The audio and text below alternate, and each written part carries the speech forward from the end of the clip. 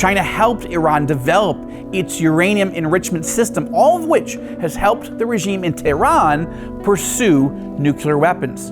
At one point, the Pentagon declared China a principal supplier of nuclear technology to Iran. For decades, ever since the Iranian Revolution and the rise of the Ayatollah Khomeini in 1979, and especially with the eruption of the Iran-Iraq War in the 1980s, Beijing has been selling arms to the Iranian regime. China helped Iran build its aggressive and advanced ballistic missile program. China also helped Iran go nuclear, building some of Tehran's earliest nuclear power plants, including the Isfahan Nuclear Research Center that trained some of Iran's first nuclear scientists. China helped Iran develop its uranium enrichment system, all of which has helped the regime in Tehran pursue nuclear weapons. At one point, the Pentagon declared China a principal supplier of nuclear technology to Iran. What's more, China has helped Iran develop its chemical weapons program, its biological weapons program. And combined with Iran's nuclear weapons program, these three pose grave and growing threats to Israel and the Jewish people. But that is just the beginning. Even after the Trump administration imposed crippling economic sanctions on Iran as part of its maximum pressure campaign to stop Iran from building nuclear weapons and to stop Iran from exporting terrorism all over the region and the world, Beijing has done everything it can to help Iran thwart those sanctions. Indeed, China currently buys about 90% of all the black market oil that Iran sells, putting tens of billions of dollars in Iran's coffers, all of which helped Iran fund Hamas, Hezbollah, and the Houthis. When Hamas invaded Israel on October 7, 2023, did China condemn the terror group? Not at all. Rather, China, Communist China, has bitterly condemned Israel and constantly demanded that Israel agree to a permanent ceasefire, that is, surrender, right, in Gaza. That's what China wants. They want Israel to surrender. Now, if this weren't enough, China is flooding social media with anti-Semitic propaganda. Take a look at this interesting quote. What we saw after October 7th was a drastic change in the social media within China. The anti-Semitism became much more unplugged, much more free-flowing. Now, who said that? The State Department's Deputy Special Envoy to monitor and combat anti-Semitism, Aaron Kayak. He spoke to a reporter not long ago. More of his quotes. And because we know that the Chinese internet is not free, that's a conscious decision by the Chinese government to allow that kind of rhetoric to be greatly increased. This is not some kind of uptick. This was a tsunami of anti-Semitic rhetoric that was allowed to spread on China's social media, Kayak said. This sort of drastic increase that has been sustained since October 7th coming out of China does not happen by accident.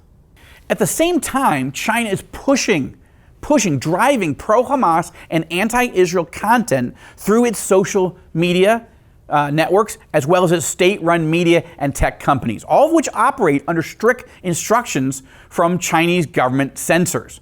Last year, 2 Chinese internet search engines actually erased Israel from their maps. All right, take a look at this quote. Right now, it is very dangerous to be pro-Israel inside China without suffering some kind of punishment. That is the environment. Those are the words of former State Department official Miles Yu, who was giving testimony last year to a select congressional committee on the Chinese Communist Party. More of his quote. The reason why China chose this moment to take a decisively anti-Israel position is because China regards Israel as a close ally of the West. Now look, all this would be bad enough, but it gets worse. Chinese weapons are either being sold directly to or being transferred to Israel's worst enemies, enemies like Hezbollah. How serious is the threat of communist China to Israel? Now that may seem like a silly question, because you think, well, the communist Chinese are focused on Taiwan, they're focused on the Pacific, but it's not as silly as you think. Hi, this is Joel Rosenberg. I'm here on an IDF, Israeli Defense Forces base in northern Israel, not far from the Lebanon border. And over the next few minutes, I want to walk you through 18,000 pieces of military hardware, weapons captured by the Israeli forces in southern Lebanon from Hezbollah. But let's start here. I'm on this base looking at all this hardware that's been captured, all this military hardware captured by Israel from Hezbollah. What you have here is a description of some of what we've got here. The QW-1 Chinese anti-aircraft rocket launcher. Now this is incredibly dangerous. And here's an example of one of these launchers, okay? Now just imagine this. It's portable, it's light. This is very lightweight. And what you do is you aim it at the sky, load it with a missile, and fire it at an Israeli aircraft. Now that could be a military aircraft, though obviously the military aircraft is going to fight back. But what's incredibly dangerous about this as well is it could shoot down Israeli civilian aircraft, or not just Israeli. What about civilian aircraft coming into Israel and land at Ben Gurion Airport? Now in the weeks and months ahead, I want to focus more on the threat from China. You know that I focus a lot on the threat from Iran, from Russia, from radical Islamism, whether it's Hezbollah, Hamas, the Houthis. We're going to keep covering that because it's very serious and this war is not over. But being here today underscores something that I'm really concerned about, and that is the threat to Israel, as well as to the United States, as well as to our Sunni Arab allies, the ones that have peace with Israel: Egypt, Jordan, the UAE, Bahrain, Morocco, hopefully eventually Saudi Arabia. The threat posed to all of us, especially the United States and Israel, posed by communist China. They are not, communist China, Beijing is not just interested in invading Taiwan, they are. But they are working closely with the forces of radical Islamism. Why? To undermine and eventually disrupt and overthrow the Western security doctrine. But I'll tell you, the more I learn, the more I talk to senior Israeli officials, senior American officials, intelligence officials throughout the region, including Arab leaders, the threat that communist China poses to Israel, the United States, and the peaceful Arab world is terrifying. China is investing money and weapons in our worst enemies. I deal with it fictionally in the Beijing betrayal, but this is evidence that it's not fiction. What I'm writing about in a novel form is actually very much real, and it could get worse if US, Israeli, and other regional and world leaders don't take the communist Chinese threat seriously. For almost a quarter of a century now, I've been writing novels and nonfiction books that warn of a range of worst-case scenarios. Scenarios that could blindside Western leaders and Western societies if we're not paying close attention and staying on our guard. With more than 5 million copies of these books in print, some of the most powerful leaders in the world are reading the books. Kings, crown princes, presidents, and prime ministers. As readers of my first political thriller, The Last Jihad, will recall, the first page of that first book that I ever wrote put you inside the cockpit of a hijacked jet, hijacked by radical Islamist terrorists coming in on a kamikaze attack mission into an American city. Then, as the narrative unfolded, my fictional American president declared war on Iraq and decided that he had to remove Saddam Hussein from power. Why? Because of Saddam's active support of terrorists in the Middle East and his historic use of chemical weapons against its own people, and Saddam's threat to scorch half of Israel, destroy and kill half of Israel with chemical weapons in the future. Now, I started writing that novel, The Last Jihad, in January of 2001. That was nearly 9 months before the horrifying events of September 11th. Then we know that another plane crashed into the Pentagon and blew up there and killed many. And then we know that a fourth plane that had been hijacked by these Al-Qaeda terrorists was heading to Washington to fly into the U.S. Capitol building. And yet, however, heroic passengers on that plane attacked the hijackers, tried to gain control of the plane. In the end, that plane went down in a field in Shanksville, Pennsylvania. Now, by the time that The Last Jihad was published, a year later, in November of 2002, President George W. Bush was preparing to go to war for real in Iraq, to remove Saddam Hussein from power for real because of his real financing of Middle East terrorists and his past and potential future use of weapons of mass destruction.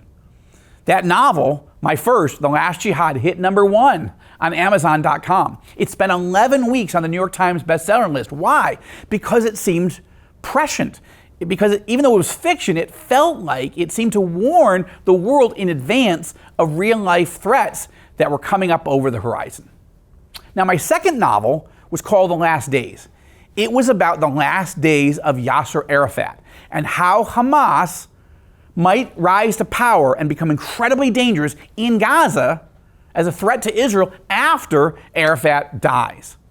13 months after The Last Days was published, Arafat was dead. Soon after, Hamas rose to power in Gaza and started to pose a threat to Israel, and the rest, as they say, is history. Now, this is why U.S. News and World Report called me at that time a modern Nostradamus.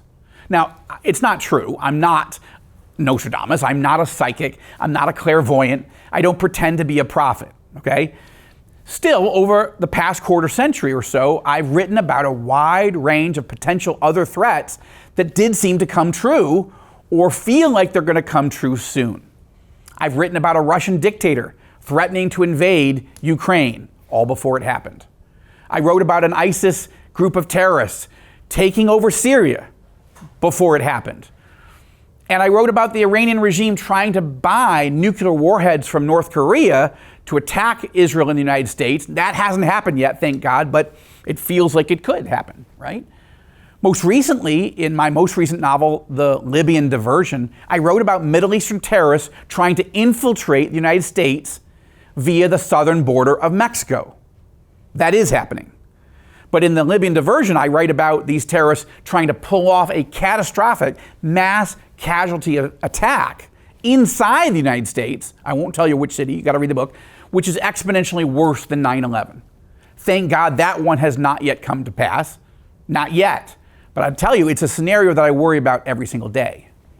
People ask me all the time, Joel, what's wrong with you? Where do you get these ideas? Why do your novels seem so prescient? Why do you seem so able to predict the future in your books? Why do your books feel ripped from tomorrow's headlines? The answer is simple. Again, not a psychic, not a clairvoyant, not Nostradamus. The answer is simple. I study America's enemies. I study Israel's enemies. I read their books, I watch their speeches, and then, wait for it, I believe them. Too many politicians and intelligence analysts in the West dismiss the threats made by our worst enemies. They discount such threats, or they try to explain them away. But I read what these evil people say, I read what they write, I watch what they say, I study them, and I take them seriously. And then I ask, okay, what would it look like if our worst enemies actually tried to pull off their worst case scenarios, the threats, that their schemes, their evil schemes that they want so badly to execute? And then I write a novel about it. Why? To get people's attention, to get people to think. Yeah, I want to entertain people, but I want people to think. I want them to understand the threats that are coming, and I want leaders to act. One of the central and reoccurring themes in my books is this: to misunderstand the nature and threat of evil is to risk being blindsided by it. Let me say that again. To misunderstand the nature and threat of evil is to risk being blindsided by it. Let me give you a few examples. Didn't Adolf Hitler lay out his wicked genocidal plan in his book, Mein Kampf, for all the world to see?